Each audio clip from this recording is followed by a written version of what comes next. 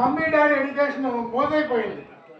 పిల్లల్ని కాన్వెంట్కి వెళ్ళి mummy daddy అంటంతోనే వాళ్ళు చాలా ఏదో వాళ్ళు బాగా నేర్చుకున్నారు అనే భావన ఒకటి కల్పించి మన తెలుగు భాషని కొంచెం చిన్న చూపు చూస్తున్నట్లుగా అనిపిస్తోంది.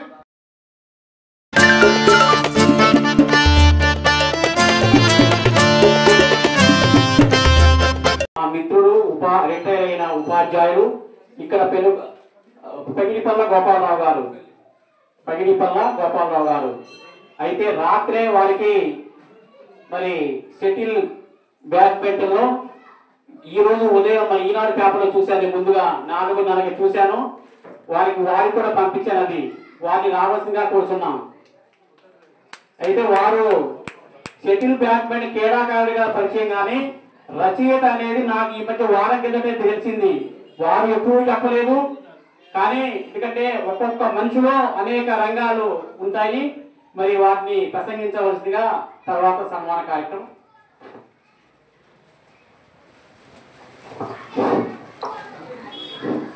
సభా సరస్వతి నమస్కారం అండి. ఈరోజు ఈ కార్యక్రమానికి ఆద్యుడు అయినటువంటి నారాయణరావు గారికి, ఈ కమిటీ వారికి ముఖ్యంగా మొట్టమొదటి ధన్యవాదాలు తెలియజేస్తున్నాము. ఎందుకంటే కళాకారుల్ని, కవుల్ని, తర్వాత రచయితల్ని ఇలా అనేక రంగాల్లో నిష్ణాతులైనటువంటి వ్యక్తుల్ని చూస్తూ గుర్తిస్తూ వారి ఈ యొక్క కార్యక్రమాన్ని నిర్వహిస్తున్నందుకు వారికి ధన్యవాదాలు. ఎందుకంటే ఇవాళ మన కళలన్నీ కూడా మరుగున పడిపోతున్నాయి. తెలుగు భాష మరీ క్షీణించిపోతుంది. ఎందుచేతనంటే ఇంగ్లీష్ మీడియంకి అందరూ అడాప్ట్ అవుతున్నారు. కాబట్టి తెలుగు భాషను పరిరక్షించుకోవాలంటే మనమందరం కూడా తెలుగు భాష ఔన్నత్యాన్ని గురించి పిల్లలకు నేర్పాలి. వారు నేర్చుకున్నట్లయితే ఆ భాష ఎప్పుడూ కొనసాగుతూ మన ఆంధ్రభూములందు ఎప్పుడు దేశవాసులందు తెలుగు లెస్స ఉన్నట్లుగా ఎప్పుడు ఆ యొక్క తెలుగు భాషని మనం గుర్తిస్తూ బాగా అభ్యుదయానికి తీసుకెళ్ళడానికి మార్గం సుగమం అవుతుంది. కాబట్టి తెలుగు భాషను మనం ఎప్పుడు కూడా దాన్ని ప్రోత్సహిస్తూ పిల్లలకి పదకోశాలను అందిస్తూ వారికి మనం నేర్పుతూ ఉంటే వారు చక్కగా నేర్చుకొని ఈ భాషను మర్చిపోకుండా మరుగున పడకుండా ఉండేట్టు చేస్తారు. ఇప్పుడు చిన్న ఈ కార్యక్రమాన్ని గురించి చిన్న కవిత రాసుకొచ్చానండి. మమతాను రాగములు గల మాన్యుడకండు వసించుచుండే ఈ పెనుగొల్లు గ్రామమందు స్వీయ కృషి చేత చేయుచుండు సంస్కారవంతమైన పనులు వారికి ఇదే మా అందరి తరఫున కృతజ్ఞతలు వందనములు. మహాశివరాత్రి సందర్భంగా నారాయణరావు గారికి, కమిటీ వారికి కృతజ్ఞతలు. నారాయణరావు గారు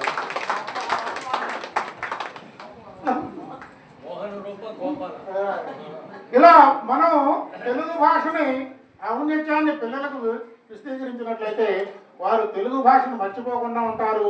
దీన్ని పిలువడింపజేస్తూ వారు తెలుగు భాష మీద పట్టు సాధించినట్లయితే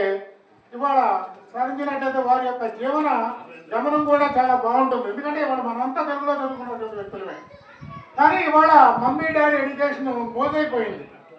పిల్లల్ని కాన్వెంట్కి వెళ్ళి మమ్మీ డాడీ అంటంతోనే వాళ్ళు చాలా ఏదో వాళ్ళు బాగా నేర్చుకున్నారు అనే భావన ఒకటి కల్పించి మన తెలుగు భాషని కొంచెం చిన్న చూపు చూస్తున్నట్లుగా అనిపిస్తుంది.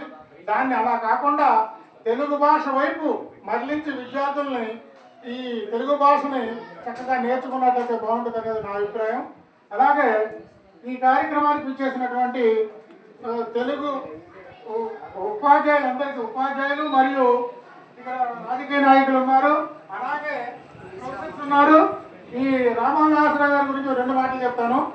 ఎందుకంటే రామోహనదాసరావు గారు నేను ఇదే పాఠశాలలో పనిచేస్తున్నప్పుడు ప్రతి సంవత్సరం కూడా నిఘంటువుల్ని మాకు పాఠశాలకు ఒక 25,000 నుంచి 30,000 వరకు ఖర్చు చేసి నిఘంటువులను తీసుకొచ్చి 6th, 7th క్లాస్ పిల్లలకి ఇస్తూ ఉండేవారు.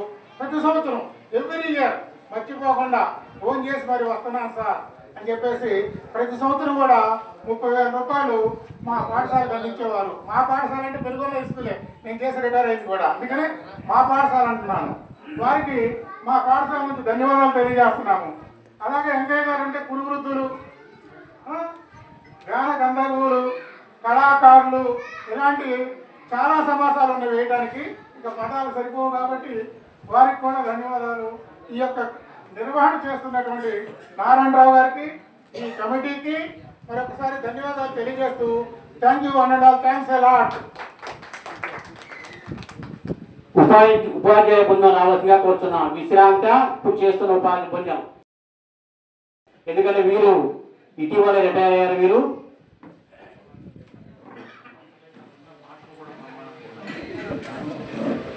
69 సంవత్సరాలు చెప్తే నేను ఆశ్చర్యపోయాను. ఎందుకంటే మరి విజయవాడలో రాష్ట్ర మరి జిల్లా స్థాయిలో మరి పోటీల్లో గెలిచారు. ఇవాళ ఈనాడు పేపర్లో మీరు స్టేట్ కూడా ఆడారు. అయితే ఇద్దరం కలిసి ఆడాం, కానీ మరి ఇంత ఈ రంగం కూడా అంటే కవి రంగం కూడా పరిచయం ఉన్న సంగతి నాకు కొద్ది రోజుల కింద మాత్రమే తెలిసింది.